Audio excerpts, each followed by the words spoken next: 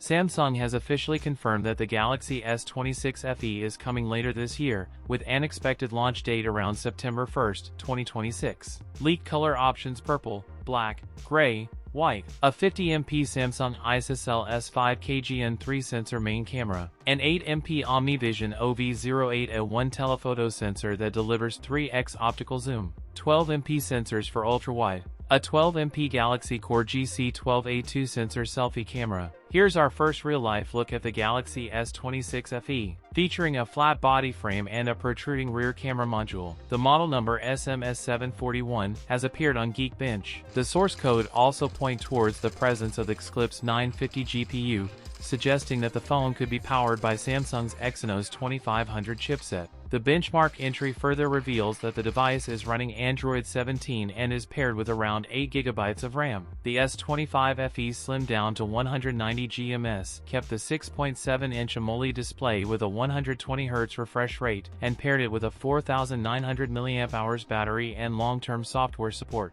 The Galaxy S26 FE to retail around $650. That's it for today's video. If you enjoyed it, don't forget to like, comment, and subscribe for more content. Thanks for watching, and I'll see you in the next one.